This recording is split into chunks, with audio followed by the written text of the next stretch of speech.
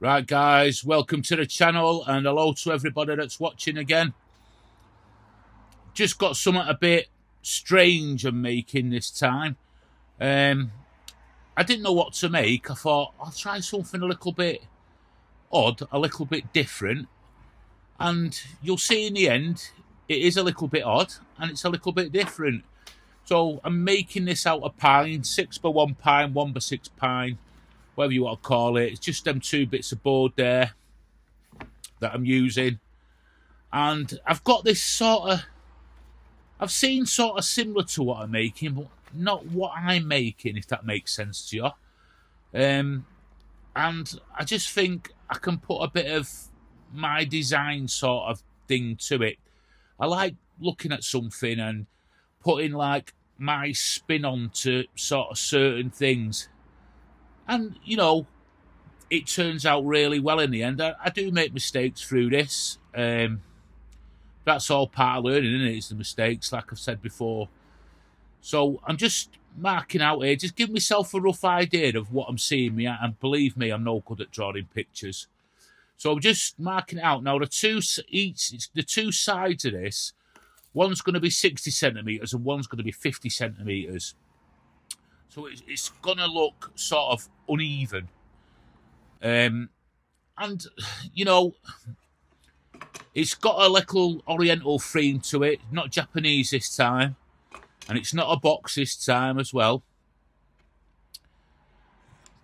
So anyway, I'm just marking out here, just what I'm doing here. I didn't have to sort of draw lines like that and everything, but it's just all part of this learning thing that I want to do, where I'm trying to get things a lot more accurate. When you're messing with saws and stuff like this, make sure your hands are well away from it. You know, use your common sense. So there we go. There's my sort of boards cut. And, you know, I've been flicking through YouTube a lot lately, and I've been watching some other makers make stuff. And there's some really good guys out there. As you all know, I like the guy at the Weber Workshop. I've said that on another video. But another guy I've been watching has been the Bearded Viking Woodworks. If you're sort of beginner woodworker and you want sort of some fun into your woodworking and all that kind of stuff, go and give him a shout. I'll put a link in the description. But it's called the Bearded Viking Woodworks. Probably some of you guys have seen him. Daniel over there, he's fantastic. You know, I laugh my head off at him while he's building some of his things. And he does a good job as well. And he makes things look dead easy.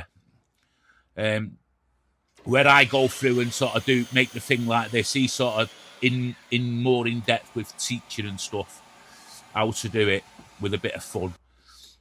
So here I'm just marking out the sides. I'm just putting any old design down here, what I'm thinking, what I'm seeing in my head. God, I'm making myself sound like some sort of psychotic at what I'm seeing in my head. If I start saying I'm talking to myself and things like that, you know, don't worry about it. It's part of being British, I suppose, being a bit mad. So the weather here lately has been absolutely freezing. Some guy commented the other day and going on about Celsius and Fahrenheit and all that kind of stuff. I haven't got a clue, to be honest, what all that means. All I know, it's 0 Baltic freezing, and my fingers are going to drop off at some point. So when you watch these videos, believe me, how I put these videos together is, you know, I might do 5-10 minutes outside, then I'll go in, I'll have a coffee, and then I'll come back out. Obviously, that helps with my arthritis and stuff, but that's the way I do it, and it seems to work for me. And if you have any suggestions how I should better my videos, please put them down in the comments. Comment anything you want, any joiners and workmen out there that can help the community I'm now growing on here. Put them in the comments. Any tips, tricks, that kind of stuff. So I'm just going through. I've got a new blade in my saw here, so I'm just going through with my push block. You can get them on my website as well. It helps to support the channel. They're not stained or anything, but they're there. And I've been doing a bit more practicing with my table saw sled, and I'm quite enjoying using it. And I would advise people, just make a sled for your table saw that sort of fits your size table, custom make it. So here's Shelley now. She's going to put me down a design onto these 2 blocks that I cut. She had to pre-stain them because it makes the design stand out more. So just rolling it through there, and this is it. So it's like Chinese symbols. So if you know what they are, right? I know what they are. If you know what they are, put it in the comments if you can read that. So I'm just going round it now with my new posh router, trim router. I did say I had one, and it's about time I broke it out. It's just getting too much with my big massive feet now, and cords and wires everywhere. So it's just one of them things I've got to save up for cordless items to use under there. It just makes life a bit safer, and especially when I'm having to concentrate on making the videos as well. But that you know, if you're in the market for one of these routers, I've only used it a couple of times up to now. This is the first time I used it, and it seemed fine, but I'll let you know on its use as I go on. I'm not going to say it's absolutely amazing because I don't know if it is, perfectly honest with you. I just bought it off the back of reviews by other people. So I'm just sanding everything down here to 150 grit. I'd get one of them pads as well, just helps things. So I'm using pocket holes here. So I'm setting up, and a good tip I found was using a coin or something just to stop that touching the bottom, even though you can see where I've gone through. You know, I bet every sort of pocket hole jig's the same. I'm just marking out where I'm going to put them. I seem to be taking my time a bit more, but in you know, shortly on in the video, I don't know if it's a mistake I made or I've over sort of seen something, but I'll come to it. It'll come up the video. You'll see it. It's an easy mistake that I make, and I'm sure everybody's done it.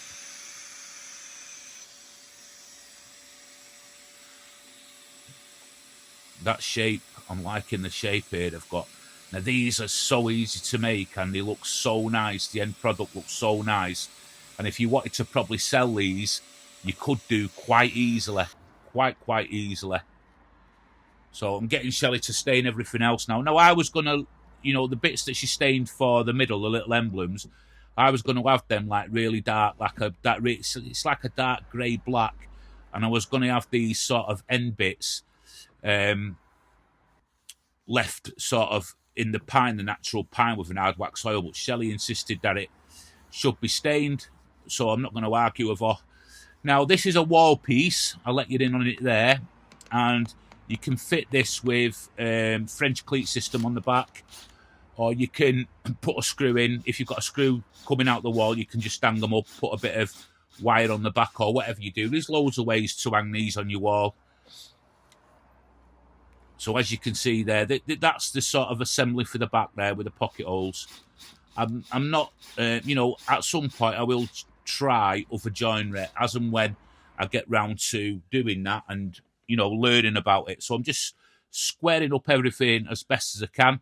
Normally in the past I just eyeball that, but now I'm just spending a bit more time with a square and making sure it is more accurate.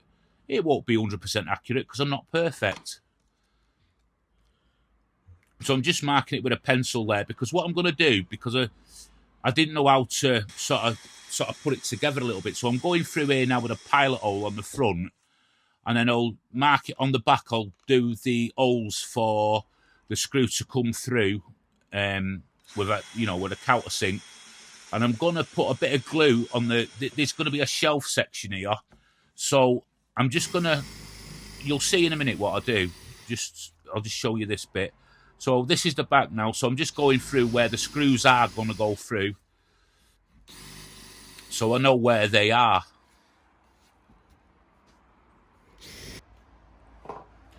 So I'm just gluing the ends here. And what I'm going to do, I'm just going to place them down where them pencil line was. Then I'm just going to walk away from it for a good 20 minutes. Just to let it sort of like grip a little bit. That's more than anything, so I can flip it over and screw from behind.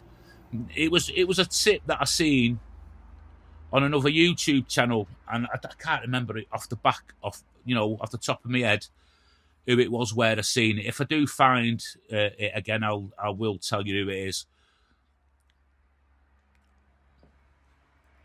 So I'm just spreading it finger. I know I've put stain on there. I shouldn't have put stain on there with the glue, but all this was for, anyway, initially was just for a tack. I could have gone in the sides of it with sort of brads and things like that, but I didn't really want to.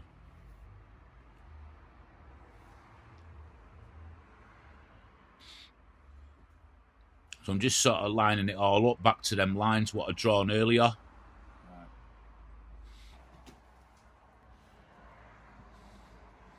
And then glue off your fingers. Your fingers are a tool, aren't they, really? All right, then. Wonder Wipes, got them off Amazon. If I remember, I'll throw a link down below. So here's, does it work? Does it work? Yeah, it works. That's what I wanted it to do. So I'm just going through with the screws now. And here's where I make a massive mistake. You'll see it in a second.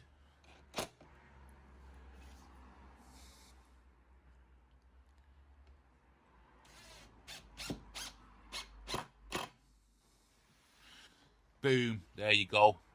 I split the wood. I don't know what's happened there. I don't know how that's happened. But anyway, it's easily fixable.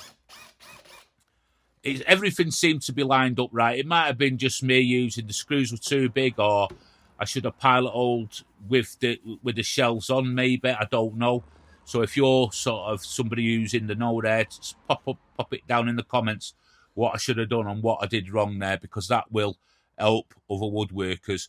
But I just glue it, clamp it, and then it was time to go in at this point anyway. So I just left it overnight to glue up.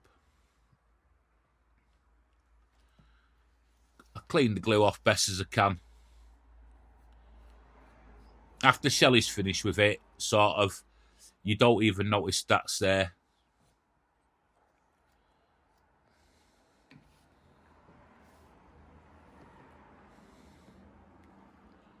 I just had a bit of wood. I just clamped it to a bit of wood. So let me know what projects you're onto, what you're making. And are any of you going to be starting a YouTube channel? Let me know. It'd be nice to see some of you guys who comment on my channel that, you know, you've got the confidence to go and do your own YouTube channel. That'd be an absolute amazing. You'd have my full support anyway. So this is the next day now. It's all dried. I'm just sanding over everything, making sure I'm getting all sort of glue marks off and residue, that kind of stuff.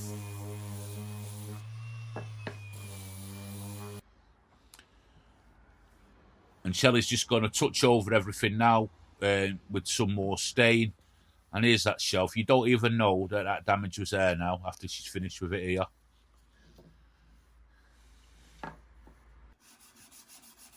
I'm just giving it a slight rub back. I can't remember the grit of the paint. Oh, 240 grit. Just to highlight the sort of sides and sort of stuff like that. So, as you can see there, it's a shelf system, but it's a Oriental, Chinese-inspired sort of shelf system. And I'm just going to go over it with some spray. Now, this spray I bought here is a different brand to what I normally use for this type of job when you do it.